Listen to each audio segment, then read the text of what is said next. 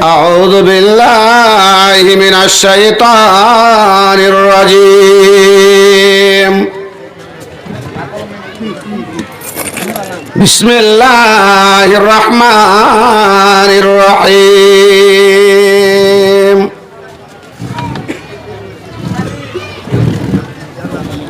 ومن يعش عن ذكر الرحمن نقيض له شيطانا فهو له قرين.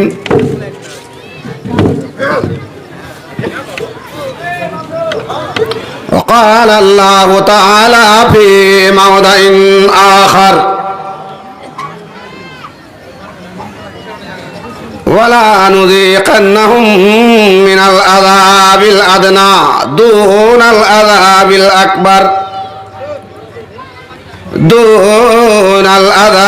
الأكبر لعلهم يرجعون.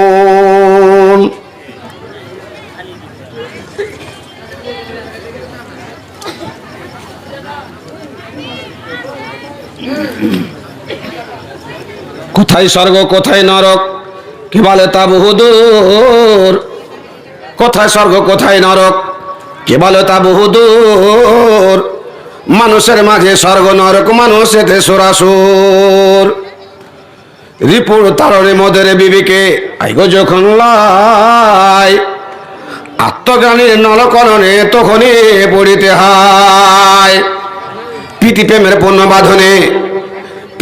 পূর্ণ বাঁধনে যাবে মিলি পরস্পরে। প্রীতি প্রেমের পূর্ণ বাঁধনে যাবে মিলি পরস্পরে। স্বর্গ তখন নেমে আসে মদের কোড়ো ঘরে। উপস্থিত এই মঞ্চের যোগ্যতম সভাপতি সাহেব, স্টেজের ওলামায়ে কেরামগণ, অধ্যুষিত মুসলিম এলাকা থেকে মসজিদ দরদি ইমানদার পাক্কা সাচ্চা মুসল্লি আমার বাপজান ভাই বন্ধু, পর্দার আলের অবলা সরলা মাও খালা, আল্লাহ পাকের লাখ লাখ প্রশংসা যেই মহান আল্লাহ পাকের কৃপায় আমরা মানব কুলে জন্মগ্রহণ করে আমাদের কল্যাণের জন্য কালে কালে যুগে যুগে বহু নবী আবির্ভাব হয়েছেন, তিনারই প্রশংসা। তারপর আমার ধর্মের গুরু আমিনাতুল্লাহ হযরত মুহাম্মদ মুস্তাফা সাল্লাল্লাহু আলাইহি সাল্লাম প্রতি শত কোটি শান্তির ধারা বর্ষিত কাল্লামা সাল্লাম বারাকালে। ভাইজান, মানুষ যখন দুনিয়াদারিতে মত্ত হয়ে যায়, মানুষ যখন আল্লাহর বিধান থেকে দূরে সরে যায়, মানুষ যখন শরীয়তের নিয়ম নীতিকে পালন না করে, তখন আল্লাহ তার জীবনে ব্যস্ততাকে বাড়িয়ে দেয়। আপনার জীবনের সঙ্গে আপনি ম্যাচ করেন, কথাটি আমি বলছি আপনাকে। মানুষ যখন কোরআন থেকে দূরে সরে যায়, মানুষ যখন শরীয়তের বিধিবিধান থেকে দূরে সরে যায়, মানুষ যখন আল্লাহ রসুলকে ভুলে যায়, তখন আল্লাহ রাব্বুল আলামিন তার ব্যস্ততাকে বাড়িয়ে দেয়। এত ব্যস্ত করেন আল্লাহকে যে ও ব্যাক হয়ে এসে যে ইবাদতে আল্লাহর ধর্মে নিয়োজিত হবে, শরীয়তের উপরে আসবে, এটা ওর পক্ষে সম্ভব হয় না। আমায় আশান জিকির রহমান, আল্লাহ বলছেন যে ব্যক্তি আল্লাহর জিকির থেকে আল্লাহর বিধিবিধান থেকে দূরে সরে গিয়ে জীবন যাপন করে, নুকাইয়িজ লাহু শাইতানা, তার জন্য আমি আল্লাহ রাব্বুল আলামিন নির্ধারিত করি শয়তানকে।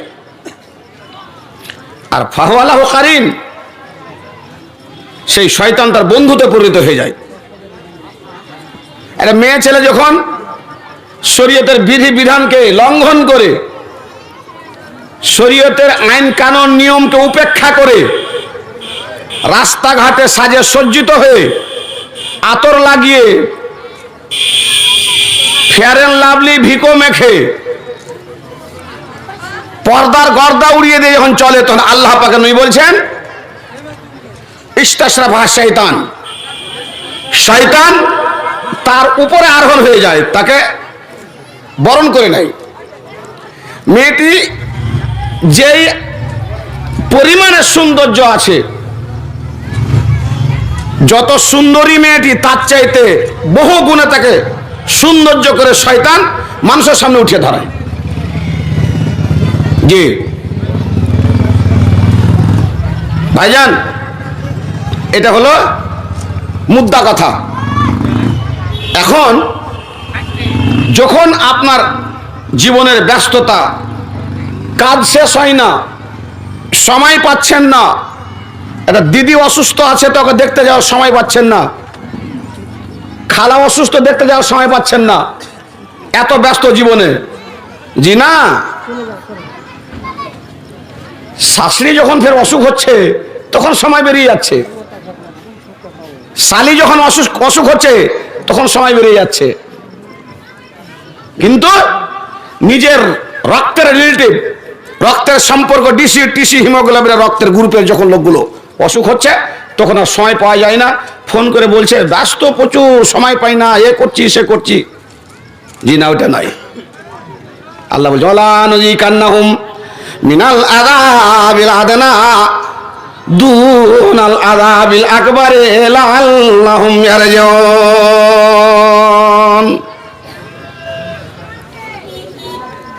বাবজান, এই দূরত্বটা, শরীয়ত থেকে দূরত্বটার অনেকগুলো কারণ আছে। শরীয়ত থেকে দূরে সরে যাওয়াটা এর অনেকটা কারণ আছে। ইমাম গাজ্জালী রহমাতুল্লাহ আলাইহি 9খানা কারণ বর্ণনা করেছেন। মানুষের শরীয়ত থেকে দূরে সরে যাওয়ার 9খানা কারণ বর্ণনা করেছেন। 1 নম্বর কারণ বলা হয়েছে বিবাহ সাধী, বিবাহ সাধীর পরে বাচ্চা আসা, বাচ্চা প্রসব হওয়া, এই করে বলতে বলতে বলতে বলতে বলতে লাস্টের সময়তে এসছে মসজিদের ঘর, আল্লাহর ঘর, রাজাত মির রিয়াজিল জান্নাহ। এই মসজিদের ঘরে আল্লাহ পাকের নবী মিটিং করতেন, মিছিল করতেন, বিয়ে হতো, শাদী হতো, জানাজা হতো, যুদ্ধের প্ল্যান প্রোগ্রাম ছক তৈরি হতো। আর এখন কি হয়েছে? নবী সাহেব ইঙ্গিত করে গেছেন, মসজিদের মধ্যে যখন আল মাশারু ফিল মাসাজিদ, মসজিদের মধ্যে হট্টগোল, মসজিদের মধ্যে শোরগোল, মসজিদের টাকা সেক্রেটারি ক্যাশিয়ার মেরে যখন খেয়ে নিবে, মসজিদ নিয়ে রাজনীতি, কূটনীতি, ষড়যন্ত্র যখন শুরু হয়ে যাবে, তখন তুমি জেনে নাও যে কিয়ামতের বহু রকমের নিদর্শন রয়েছে, 15-20 খানা নিদর্শন রয়েছে। তার মধ্যে এইটা একটা নিদর্শন যে মসজিদ নিয়ে হট্টগোল আর চেঁচামেচি মসজিদের মধ্যে হবে।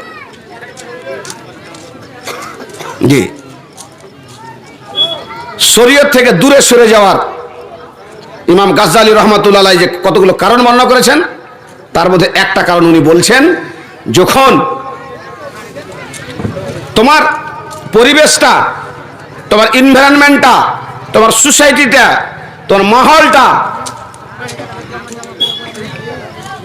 অধপতনে চলে যাবে আর চলে গেছে, তখন তুমি জেনে রাখো তোমার পরিবেশকে অধপতনে নিয়ে যাওয়ার পিছনে যে হাতখানা আছে, সেই হাতখানা আছে তোমাদের পরিবেশের ব্যবস্থাপনা। জি, আল্লাহ পাক বলছেন যে মানুষ যখন বিবাহ সাধী ছেলে মেয়েদের দেওয়ার চেষ্টা করে, তো নবী সাহেব বলছেন যে মানুষ তখন চিন্তা ভাবনা করে যে বিয়ে তো ছেলের দিব, বিয়ে তো মেয়ের দিব, তো এই ছেলের এবং মেয়ের বিয়ে দিতে গেলে আমাকে কি করণীয় আছে, আমার কি করতে হবে, আমাকে কোনটা সাইড আমাকে দেখতে হবে, কোন সাইডটাকে তারজিহ দিব। মানুষ তখন এই ভাবনাতে মত্ত হয়। নবী বলছেন মানুষ তখন দেখে যে মেয়েটা সুন্দরী কিনা, এটা দেখে। মানুষ দেখে মেয়েটার অর্থনৈতিক অবস্থা কেমন, মানুষ দেখে মেয়েটার বাবা মা কেমন, মেয়েটা দেখে যে মেয়েটার টাকা পয়সা আছে কিনা। লাস্টের সমাজে কিছু লোক আছে, সমাজের কিছু লোক আছে যে দেখে না মেয়েটা দিনদার না দিনদার নয়। নবী বলছেন ধন পেলে না বর্জন করো ধনকে, সুন্দরী পেলে না বর্জন করো সুন্দরীকে, বাবা মা পেলে না বর্জন করো বাবা মাকে, পেয়েছো দিন, পেয়েছো ধর্ম, চরিত্রবান, শিষ্টাচার, নম্র পরিবেশ, ভদ্র পরিবেশ, সাথে সাথে গ্রহণ করে নাও। কারণ পৃথিবীর বুকে মানুষ যেটাকে মাল মনে করে, পৃথিবীর বুকে মানুষ যেটাকে ধন মনে করে, মানুষ যেটাকে সম্পদ মনে করে, সেটা আসল সম্পদ নয়, ওটা আংশিক সম্পদ। আকাল তাফাপ নাই তা লাভেস্তা ফাবলাইতা। নবী বলছেন বন্ধুরে, তুমি যেটাকে মাল মনে করেছো আসলে প্রকৃতপক্ষে সেটা মাল নয়, সেটা হলো আংশিক মাল। তুমি যে খাওয়াটা খেয়েছো সেই খাওয়াটা খেয়ে নেওয়ার পরে রাত্রিকালে তোমার পেটের মধ্যে 7 ঘন্টা ধরে ব্রেক জার্নি করে যে তোমার খাদ্যদ্রব্য, সকালে তুমি তাকে আনলোড করে দিয়েছো, তোমার আংশিক মাল থাকে না, পেটে সারা জীবন থাকে না। যে আঙ্গা বস্ত্র, যে কাপড় তুমি প্রধান করেছো, ব্যান্ডেড কাপড়, সেই কাপড় তুমি প্রধান করার পরে 7 মাস 10 মাস 11 মাসের পরে কাপড় তোমার ছিঁড়ে গেছে, নোংরা হয়ে গেছে, কাপড় তুমি ফেলে দিয়েছো, মাল বটে আংশিক মাল, সম্পূর্ণ মাল নাই। আসল মাল কি তাহলে? দুটা দিক আছে পৃথিবীর সবচেয়ে আসল মাল, সেটা হচ্ছে আপনার বাড়িতে আছে জিলাপি, ওটা হচ্ছে আসল মাল। আর আরেকটা মাল হচ্ছে আপনার বাড়িতে আছে, আর আরেকটা আসল মাল হচ্ছে আপনার বাড়িতে আছে। তিনটে আপনার বাড়িতে আছে। আল্লাহ পাক বলছেন বন্ধু, তোমার বাবা আদমকে আমি আল্লাহ রাব্বুল আলামিন জান্নাতের মধ্যে সৃষ্টি করে রাখলাম, আর বললাম আদম খাও পান করো, ইচ্ছা মতো চলো ফিরো, ওয়ালা তাকরাবা হাযিহি শাজারাতা ফাতাকুনা মিনাজ জালিমিন। আদম ইচ্ছা মতো খাও, চলো ফিরো, কিন্তু এই যে গমের ফল রয়েছে, খাওয়া দূরের কথা, তার নিকটবর্তী পর্যন্ত হবে না, পাপী হয়ে যাবে, জালেম হয়ে যাবে, স্বৈরাচারী হয়ে যাবে। পাপ যখন তুমি জান্নাতের মধ্যে করে দিবে, আমি আল্লাহ রাব্বুল আলামিন তোমার পাপের প্রায়শ্চিত্তের জন্য পৃথিবী জগতে তোমাকে পাঠিয়ে দিব, জান্নাতে তোমার থাকবে না।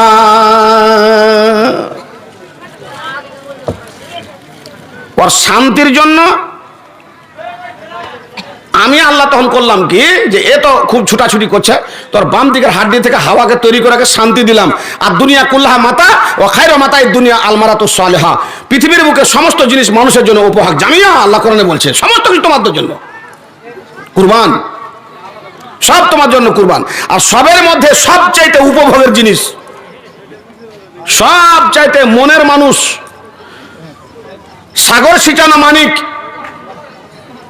শান্তিদায়ক, সেটা হচ্ছে আল মারাতুস সালেহা। হুজুর আল মারাতো বলে দিতেন যদি যে স্ত্রী, তাহলে কিন্তু হয়ে যেত কাজ, কিন্তু না, আল মারাতুস সালেহা এটা নিজুর লাগিয়ে দিয়েছেন। কি বলে? তোমার বাড়ির বার্ধাঙ্গিনী, তোমার বাড়ির স্ত্রী, তোমার সাগর সিঁচানো মানিক, তোমার স্ত্রী সবচেয়ে পৃথিবীর বুকে উপভোগের বস্তু, উপভোগের পাত্র, সেটাই হচ্ছে তোমার মনে শান্তদায়ক বস্তু। অতএব পৃথিবীর বুকে যদি 1 নম্বর মাল থাকে, সেটা হচ্ছে তোমার স্ত্রী বার্ধাঙ্গিনী, 1 নম্বর মাল। 2য় নম্বর মাল হচ্ছে আপনার সন্তান সন্ততি। জি, আপনার পরিবেশ ধ্বংস, আপনার মহল ধ্বংস, আপনার বাড়িতে ধ্বংস হচ্ছে। মূল 4খানা কারণের মধ্যে একটা হচ্ছে বাবা মা 2খানা হয়ে গেল, ছেলে 3খানা হয়ে গেল পরিবেশ। সঙ্গ দেশে লোহা ভাসে, জি, সঙ্গ দেশে লোহা ভাসে। একটা সুইচ জলে ভাসানো যায় না, কিন্তু ওই সুইচটাকে যদি তক্তার সঙ্গে, সলার সঙ্গে, অন্য কোনো বস্তুর সঙ্গে সং করে দেন, অ্যাটাচ করে দেন, সুইচও ভাসবে, কাঁটাও ভাসবে, লোহাও ভাসবে। তা আপনি আপনার ছেলেকে আপনি কি করে সঠিক করবেন? আপনি কি করে ভদ্র বানাবেন, নমাজি বানাবেন? আপনি অসম্ভব। শৈলপাড়া আর বৈলপাড়া মানুষ যদি সকাল থেকে না সন্ধ্যা পর্যন্ত নিজের ছেলের সামনে দাঁড়িয়ে তাকে গাইড করে, তবু কিন্তু ছেলেকে সঠিকভাবে শুধরাতে পারবে না। কারণ এনভায়রনমেন্ট নষ্ট হয়ে গেছে। কিসের কারণে? আল্লাহ পাকে নিয়ে বলছেন, বন্ধুরে, যাকে তুমি মাল মাল মাল করে সারা জীবন কাটিয়েছো, আসল তোমার মাল নয়, আসল মাল হচ্ছে তোমার অর্ধাঙ্গী, তোমার জীবনের স্ত্রী, শান্তদায়ক বস্তু। দ্বিতীয় নম্বর মাল হচ্ছে তোমার সন্তান সন্ততি। যেই মতো মালের তুমি হেফাজত করে থাকো, মালের চাষবাস করে থাকো, ফসল রোপণ করে থাকো, ওই মতো তোমার সন্তান সন্ততিকে তোমাকে দেখাশোনা করার জন্য সময় লাগবে।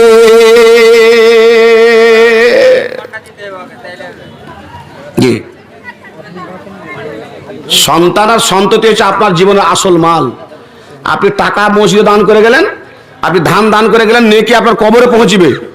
আর ওই টাকা ধান পয়সা দিয়ে আপনি ছেলেকে তৈরি করে নামাজি বানিয়ে গেলেন, ছেলে দোয়া করবে, আপনার কবরে নেকি যাবে, ছেলে আমল করবে, আপনার কবরে যাবে।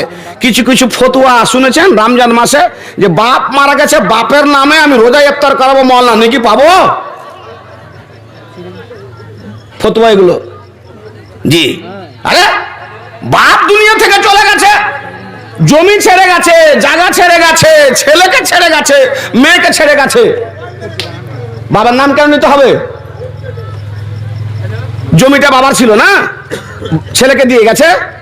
বাবার রক্ত ছেলের ডিএনএ ছেলের মধ্যে নাই। ছেলে নামাজ পড়বে, দোয়া করবে, বাবার সম্পত্তি থেকে, বাবার জমি থেকে ধান ফসল উৎপন্ন করে মাদ্রাসা মক্তবে দান করবে। আল্লাহ পাকে নিয়ে বলেন, মিন গায়রিন কসামিন হুজুরে, ওই বাবা কবরে শুয়ে আছে, ওই দাদু কবরে শুয়ে আছে, সন্তান দান করেছেন, পোতা দান করেছেন, নিজেও নেকি পাবে, তার বাবা দাদাও পাবে। কারণ এই জমিটা তার নয়, তার বাবার। না না, তার বাবার নয়, আসলে তার দাদু। বেটা 10টা লোককে রোজা ইফতার করাবে, নেকির কাজ। সারা দিন রোজা রেখে যে নেকিটা পাওয়া যায় না, একটা রোজাদারকে ইফতার করে রোজাটা নেকি পাওয়া যায়। তো ছেলে 10টা লোককে ইফতার করিয়েছে, 10টা রোজার নেকি হয়ে গেল। ছেলেও ভাগ পাবে, আর বাবাও পাবে, দাদু পাবে, লাকার দাদু পাবে, সাকার দাদু পাবে, হাকার দাদু পাবে। চললো উপর মনে চলতে চলতে চলতে চলতে কোথায় গিয়ে দাঁড়াবে? জান্নাতের জমিতে গিয়ে দাঁড়াবে। আসল জমি জান্নাতের জমিতে গিয়ে দাঁড়াবে। কারণ বাবা আদমের হেরিটেজের মাল ছিল জান্নাতের জমি, ভুল করেছিল, তার লেগে আল্লাহ রাব্বুল আলামিন ওখান থেকে জমিটাকে আল্লাহ আদমের কাছ থেকে ছিনিয়ে নিয়েছিলেন। মানুষ যখন পাপ করে, মানুষ যখন অন্যায় করে, তখন আল্লাহ রাব্বুল আলামিন নিয়ামতকে ছিনিয়ে নেয় ওনার কাছ থেকে। আল্লাহ রাব্বুল আলামিন জান্নাতের মধ্যে মুসার কমের জন্য পায়রার মাংস, বট্টরি পাখির মাংস, মান এবং সালোয়া তৈরি করে সেলেক্ট হোটেল থেকে, 5 স্টার হোটেল থেকে রান্না করে পৃথিবীতে পাঠাবেন। পাপের কারণে, অন্যায় করার কারণে আল্লাহ রাব্বুল আলামিন জান্নাতের খাওয়াকে রুকে নিয়েছিলেন। লাকাদ কানা লিসাবাইন ফি মাসকানিহিম আয়াতুন জান্নাতান আইয়ামিন ওয়া শিমাল কুলু মিন রিজকি রাব্বিকুম ওয়াশকুরু লাহু বালদাতুন তাইয়্যিবাতুন ওয়া রাব্বুন গাফুর। জান্নাত থেকে ফলমূল, আল্লাহর নিয়ামত আদমের কাছ থেকে যেমন ছিনিয়ে নিয়েছিলেন, ওই রকমই জান্নাতের গাছ আল্লাহ দিয়েছিলেন, সারাবাসীকে 2টা বাগান দিয়েছিলেন, আর মাস্টার প্ল্যান দিয়ে ঘিরে দিয়েছিলেন যে এটা আল্লাহর নিয়ামত, হ্যাঁ, খাও পান করো, বেমানি করিও না। ফারসালনা আলাইহিম সাইলাল আরিম, আল্লাহ বলছেন আমি তাদের করলাম খাও পান করো, মাদ্রাসা মক্তবকে ভুলে যেও না, গরিব দুঃখীকে বলে ভুলে যেও না। ফারাজো, আল্লাহ রাব্বুল আলামিন আল্লাহর সীমা লঙ্ঘন করলো বলে আমি আল্লাহ তাদের নেয়ামতকে টাকা থেকে আমি ছিনিয়ে নিলাম, প্লাবিত করে 2খানা বাগানকে ধ্বংস করে দিলেন। ছেলে হচ্ছে সম্পদ আপনার। আপনার জমিতে চাষ করেন কত কত সুন্দর করে, আপনি বলেন দেখি। আলুর জমিতে 11 খান চাষ, জ্যোতি আলু, ভুট্টার বিছনে, পানিয়ার বিছন 3200 টাকা কিলো। হ্যাঁ, আমন ধান লাগাবেন, জয়া ধান লাগাবেন, তো ব্লক থেকে বিছন নিয়ে আসছেন। কোন বিছন? 6 কিলো বিছনের দাম 2400 টাকা। ভিজিয়ে রাখতে হবে, জমিটাকে চাষ করতে হবে, আর জমিটাকে চাষ করে সুন্দর করে পচান দিয়ে তারপরে বিছনটা ছিটাতে হবে। সিস্টেমটা কত বজায় রাখছেন, কত পরিশ্রম করছেন, তারপরে ফেবার ঘাস মারা বিষ দিচ্ছেন, কত রকমের সিস্টেম করছে। আল্লাহ পাকে নিয়ে বলছেন বন্ধুরে, তোমার আসল সন্তান হচ্ছে মাল, তোমার সন্ততি হচ্ছে মাল। যেই মতো তুমি জমি জমা চাষ করতে গিয়ে তুমি সুন্দর করে সিস্টেম হয়ে তুমি চাষবাস করো, ওই রকম তোমার সন্তানকে সিস্টেম হয়ে লালন পালন করতে গেলে তোমার পরিবারে বেনামাজি থাকবে না।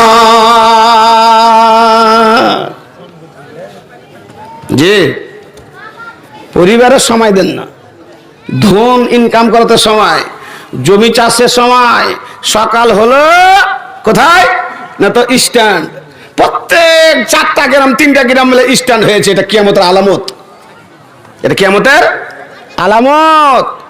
আল্লাহ পাক নিয়ে বলে গেছেন প্রত্যেক জায়গাতে বাজার হবে, প্রত্যেক টাউনে পরিণত হয়ে যাবে, তখন তুমি জানতে জেনে নিবে আল্লাহ রাব্বুল আলামিনের পক্ষ থেকে যেগুলো নিদর্শন রয়েছে কিয়ামতের, সেই নিদর্শনগুলো তোমার সামনে উপস্থিত হয়ে গেছে। আল্লাহ পাক নিয়ে বলছেন ইরা ফালাত উম্মতি খামসাসারা খাসরাতান হাল্লাত বি আযাবি ওয়া গাযাবি। 15খানা কাজ মানুষ যখন হাতে অবলম্বন করবে তখন তুমি জেনে নিও যে কিয়ামতের আলামত সন্নিকট হয়ে গেছে, তোমার সামনে এসে উপস্থিত হয়েছে। মার সেবা হবে না, তারই মদ হবে, জেনা বেশি হয়ে যাবে, মসজিদের শোরগোল হট্টগোল হবে, যেখানে সেখানে বাজার হবে, তারপরে বন্ধু বান্ধবকে নিয়ে চলবে, ভাই ভাতিজার সঙ্গে চলবে না। এরকম কতগুলো জিনিস আছে, যখন তোমার সামনে চলে আসবে তখন তুমি মনে করে নাও যে কিয়ামতের আলামত একদম তোমার নিকটবর্তী হয়ে গেছে। আল্লাহ পাক বলছেন মালি মালি হাল্লাকা মিম্মা আলাকা, তুমি যাকে মাল মাল মাল মাল বলে আখ্যায়িত করেছো, ধন ধন বলে তুমি উপার্জনের জন্য চেষ্টা করেছো, সম্পদ সম্পদ বলেছো, গুচ্ছিত করেছো, না রে বন্ধু না, সেইগুলো মাল নয়। আসল মাল হচ্ছে তোমার সন্তান সন্ততি।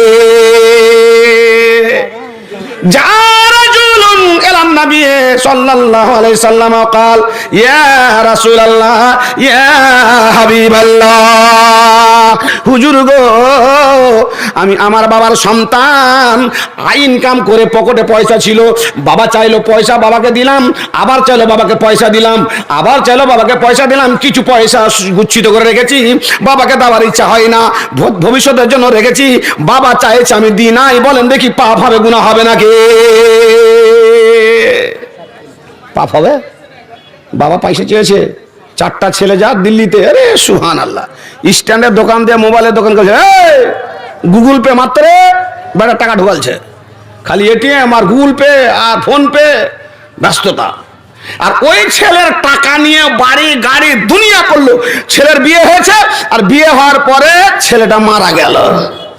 3টে পোতাকে মাথায় হাত দিয়ে বলছে আমার ইয়া 3 ছেলে পিলে, বেটাকে খাটিয়ে ওর শরীরকে পানি করে সম্পত্তি করেছে, আর এখন মাহরুম বলছে, ওকে পোতাকে মাহরুম বলছে।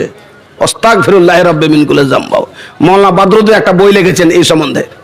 বাপজান আমার, আল্লাহ পাকের নবী বললেন তুমি মালি মালি বলেছো, হাল্লাকা মিম্মা আলাকা, না রে বন্ধু না, যাকে তুমি মাল বলেছো মাল নয়। ছেলেটা বলছেন হুজুর বলুন দেখি, বাবা টাকা চেয়েছে দিব না, পাপ হবে না গুনাহ হবে? অন্যায় করলাম আল্লাহর গজব নাজিল হবে নাকি? আল্লাহ পাকের নবী বলছেন তোমার বাবাকে মাল দিয়ে দাও, দাও দিয়ে দাও, টাকা দিয়ে দাও। কেন দেবো হুজুর? আমার নবী বললেন আন্তা ওয়া মালুকা, তুমি তোমার নিজের বডি খানা, তোমার স্বাস্থ্য, তোমার শরীর, তোমার রক্ত, তোমার মাংস তোমার বাবার ডিএনএ রয়েছে বলে তোমার শরীর খানা তোমার বাবার। মাল উপার্জন করেছো, সম্পত্তি করেছো, টাকা ইনকাম করেছো, পয়সা ইনকাম করেছো, এগুলো তোমার বাবার বলে তুমি তোমার বাবাকে টাকা দিয়ে দাও, নাইলে তোমার অন্যায় হয়ে যাবে। ছেলে দিল্লি খাটে ভিন্ন আছে, ছেলে দিল্লি খাটে ভিন্ন আছে। ছেলের পকেট থেকে 2, 4, 5, 10 টাকা বের করে চা খেতে যদি চলে যান স্ট্যান্ডে, তাহলে আপনার পাপ হবে না, আপনাকে চোর বলা চলবে না। বৌমা ভালো তরকারি রান্না করে রেখেছে রান্নাঘরে, শাশুড়ি মা যদি গিয়ে ওখান থেকে কিছু তরকারি নিয়ে খেয়ে নেয়, পাপ হবে না, কারণ এটা হচ্ছে উরুস জাত। এই ছেলেটা হচ্ছে সম্পত্তি, মেয়েটা হচ্ছে সম্পত্তি। জি, যেরকম জমিতে চাষ করার পরে শুরু থেকে নিয়ে ওর তত্ত্বাবধান করতে হয়, সেরকম সন্তানের তত্ত্বাবধান করতে হয়। যেমন চাষবাসের একটা নিয়ম পদ্ধতি রয়েছে, সেরকম সন্তান একটা নিয়ম পদ্ধতি রয়েছে। পুকুর চাষ করছেন, পুকুর চাষ করার একটা নিয়ম পদ্ধতি রয়েছে, সেরকম সন্তান চাষ করার একটা পদ্ধতি রয়েছে। আল্লাহ পাকে নিয়ে বলছেন আসল মাল হচ্ছে তোমার স্ত্রী, দ্বিতীয় নম্বর মাল হচ্ছে তোমার সন্তান, তোমার সন্ততি, তৃতীয় নম্বর মাল যাকে তুমি সম্পত্তি বলছো, যাকে টাকা বলছো, পয়সা বলছো, বন্ধুরে এই মালকে তুমি যেই মতো জীবনযাত্রা করতে গিয়ে তোমার সম্পত্তিতে, তোমার জমিতে তুমি উপার্জন করার জন্য সঠিক পদ্ধতি অবলম্বন করো, ছেলে মেয়েকে লালন পালন করার জন্য ওইরকম সঠিক পদ্ধতি অবলম্বন করো, পক্ষান্তরে তোমার মাল ইনকাম করতে গিয়ে সঠিক নিয়ম পদ্ধতি অবলম্বন করো, নইলে মাল যদি হারাম হয়ে যায় তোমার জিন্দেগি বেকার, তোমার জিন্দেগি কি কাজে আসবে না। জি, চাষ করতে গিয়ে যদি জমিতে পানি সঠিকভাবে না থাকে, চাষ করতে গিয়ে যেই বিষটা মারার কথা ওটা না মেরে অন্য একটা বিষ মেরে দেন, ধান যেমন নষ্ট হয়ে যাবে, সেইরকম আপনার মালের মধ্যে একটা ওইরকম সিস্টেমের নিয়ম পদ্ধতি আছে। আল্লাহ কোরআনে বলেন ওয়াল্লাযিনা ইয়াকনাজুনা যাহাবা ওয়াল ফিজাতা ওয়ালা ইউনফিকুনা ফি সাবিলিল্লাহ ফাবাশশিরহুম বিআযাবিন আলিম। ওই নিয়ম পদ্ধতির মধ্যে একটা হলো কি, যে তোমাকে ধন দিয়েছি, টাকা দিয়েছি, পয়সা দিয়েছি, অতি জাকাত আছে, ফকিরের হক আছে, গরিবের হক আছে, দুঃখীর হক আছে, মাদ্রাসা মক্তবের হক আছে। এই হকগুলো সঠিকভাবে আদায় করা, সঠিকভাবে আদায় না করে যদি বেঠিক হয়ে যায়, যদি আল্লাহর মাল, রসুলের মাল, গরিবের মাল, দুঃখীর মাল তোমার মালের মধ্যে থেকে যায়, আর ওই মাল খেয়ে তুমি কাপড় পরিধান করে নামাজ পড়তে এসছো, ওই মাল খেয়ে তুমি হজের ময়দানে গিয়ে লাব্বাইক লাব্বাইক বলছো, তো আল্লাহ পাক বলছেন তোমার নামাজ কবুল হবে না। কারণ গজিয়া বিল হারাম, হারাম খাদ্য খেয়েছো, মালবাসকা বিল হারাম, তুমি আঙ্গা বস্ত্র তোমার গায়ে রয়েছে, সেটাও তোমার হারাম বলে তোমার হজও কবুল হবে না, তোমার নামাজও কবুল হবে না। আল্লাহ পাক নবী বললেন আয়েশা রে, তুমি যদি অপবিত্র হয়ে যাও, তোমার গায়ে নোংরা লেগে যায়, কাপড় অপবিত্র হয়ে যায়, পানি দিয়ে পবিত্র হয়ে যাবে, পরিষ্কার হয়ে যাবে, শরীর পানি দিয়ে পরিষ্কার হয়ে যাবে। কিন্তু যদি হারাম খাবার খেয়ে রক্ত বানিয়ে নাও শরীরের মধ্যে, তাহলে কিয়ামতের কোট ছাড়া তোমার রক্ত পরিষ্কার হবে না। কারণ তোমার রক্তখানাকে জাহান্নামে নিয়ে যাবে, তোমার বডিকে জাহান্নামে দিয়ে তোমাকে জাহান্নামে ভস্মীভূত করে পুড়িয়ে তোমার রক্তখানা পবিত্র করবে বলে আতেবে রিজকে কে আয়েশা তুমি পবিত্র খাদ্য দ্রব্য খাওয়ার চেষ্টা করো। জি, বহুত মানুষ আছে বন্ধু, চার দোকানে বলে ইনকাম তো করছি রে ভাই, কুলাই না যে, হ্যাঁ কোথায় যে টাকা কি করলাম, এ করলাম, সে করলাম, লাতিনের অপারেশন হলো, লাড়ি ছিঁড়ে গেছিল, ওখানে 20,000 চলে গেল, বেটা ওদিকে লাফাঙ্গা গিয়ে মোটরসাইকেল চালাতে গিয়ে ওখানে মোটরসাইকেলটা 25,000 খরচ, এই করে টাকা কোথায় চলে যায়। হুমাইয়া সনজিক্রির রহমান আল্লাহ বলছেন বান্দারে, তুমি জীবন যাত্রা শুরু করেছো বিধি বিধান ওপরে নয়, তুমি লাঞ্ছিত হয়ে গেছো, নবী মুহাম্মদের নিয়মের ওপরে তুমি নাও বলে আমি আল্লাহ রাব্বুল আমিন তোমার সঙ্গে শয়তানকে যুক্ত করে দিয়েছি, এবং শয়তানকে যুক্ত করে দেওয়ার পরে তোমার খাদ্য দ্রব্য থেকে বরকতটাকে আমি টেনে নিয়েছি। জি, একটা মেয়ে ছেলে যখন ভাত রান্না করে, চালকে কাঁসাতে করে ধৌত করার পরে হাঁড়িতে উঠাতে গিয়ে কতবার বিসমিল্লাহ পড়ে আপনি শুনেছেন? বসিয়েন পাঁচখানে গিয়ে, কাঠাতে চাল ওজন করছে বিসমিল্লাহ, কাঁসাতে রাখলো বিসমিল্লাহ, পানি দিচ্ছে বিসমিল্লাহ, হাঁড়িতে উঠেছে বিসমিল্লাহ, মানে সিস্টেমটা দেখেন। আল্লাহ পাকে নবী মক্কা থেকে মদিনা হিজরত করে চলে গেলেন, দোয়া করছেন আল্লাহর কাছে রব্বুল আলামিন, আল্লাহুম্মা বারিক লানা ফি মাদিনাতিনা, আল্লাহ গো তুমি আমার মদিনাতে বরকত দাও, আমার দেশে বরকত দাও, আমার গ্রামে বরকত দাও, আমার ফলে বরকত দাও, আমার খেজুরে বরকত দাও, আমার ডাঁড়িতে বরকত দাও, পাল্লাতে বরকত দাও, কাঠাতে বরকত দাও, কুলাতে বরকত দাও। আল্লাহ রাব্বুল আলামিন সবচেয়ে বড় জিনিস হচ্ছে তোমার খাদ্য দ্রব্যের মধ্যে বরকত খানা বলে আল্লাহ গো তুমি আমার দেশের মধ্যে বরকত দাও, খাদ্য দ্রব্যের মধ্যে বরকত দাও। নবী সাহেব বলেছেন যখন তুমি খাবার খাবে ডান দিক থেকে খাবে, মধ্যখান থেকে খেও না, কারণ মধ্যখানে খাওয়ার বরকত অবতীর্ণ হয়।